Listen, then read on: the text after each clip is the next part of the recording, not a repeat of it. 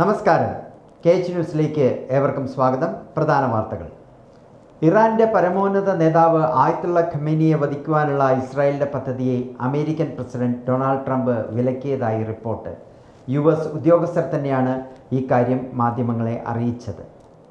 ജർമ്മനിയിലെ ഫ്രാങ്ക്ഫോർട്ടിൽ നിന്ന് ഹൈദരാബാദിലേക്ക് പുറപ്പെട്ട വിമാനം തിരിച്ചിറക്കി. ലുഫ്താൻസ എയർലൈൻസിന്റെ LH752 വിമാനമാണ് തിരിച്ചിറക്കിയത്. Boeing 787 Dreamliner വിമാനമാണിത്.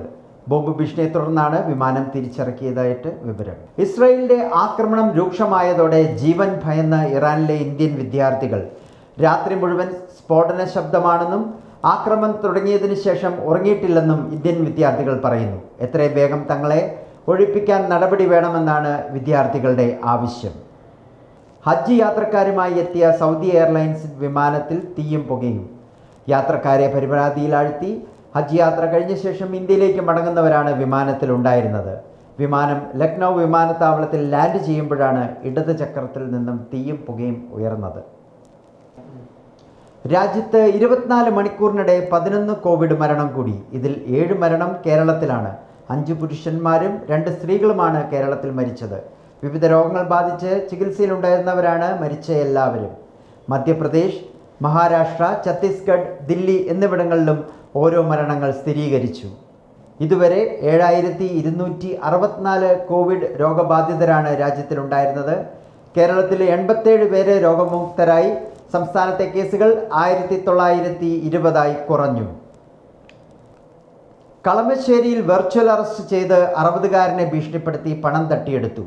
ഇന്ത്യൻ ആർമിയുടെ ഔദ്യോഗിക വിവരങ്ങൾ പാകിസ്ഥാന് ചോർത്തി നൽകിയവരുടെ പേരിൽ എറണാകുളം സ്വദേശിയായ 60കാരൻ്റെ പേരുണ്ടെന്ന് പറഞ്ഞാണ് ഇയാളിൽ നിന്ന് 1.05 കോടി രൂപ തട്ടിയെടുത്തത്.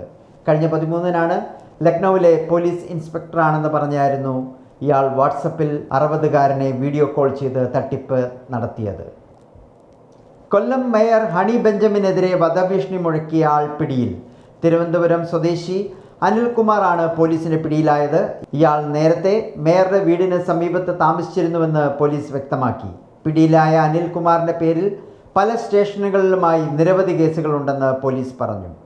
പ്രവാസി മലയാളി ഒമാനിൽ കുഴഞ്ഞു വീണ് മരിച്ചു. ഇടുക്കി തൊടുപുഴ കരിക്കോട് സ്വദേശി അല്ലുങ്കൽ വീട്ടിൽ സുലൈമാനാണ് ബുറായിമിൽ കുഴഞ്ഞു വീണ് മരിച്ചത്. 8 വർഷത്തോളം ഒമാനിൽ പ്രവാസിയായിരുന്നു ഇദ്ദേഹം. മൃതദേഹം ആശുപത്രി മോർച്ചറിയിൽ സൂക്ഷിച്ചിരിക്കുകയാണ്. Kerala hotel and restaurant association Mananthavady unit 15ാമത് നിർധന വിദ്യാർത്ഥിക്കായുള്ള പഠനോപകരണ വിതരണം മാനന്തവാടി ബ്ലോക്ക് പഞ്ചായത്ത് പ്രസിഡന്റ് ജസ്റ്റിൻ ബേബി ഉദ്ഘാടനം ചെയ്ത് നിർവഹിച്ചു. KHRA മാനന്തവാടി പ്രസിഡന്റ് ഗഫൂർ സാഗർ അധ്യക്ഷത വഹിച്ചു. പഠനോപകരണങ്ങളുടെ വിതരണോദ്ഘാടനം മാനന്തവാടി നഗരസഭാ ചെയർപേഴ്സൺ CK രത്നവല്ലി നിർവഹിച്ചു. KHRA സംസ്ഥാന സെക്രട്ടറി അനീഷ് P. നായർ മുഖ്യപ്രഭാഷണം നടത്തി.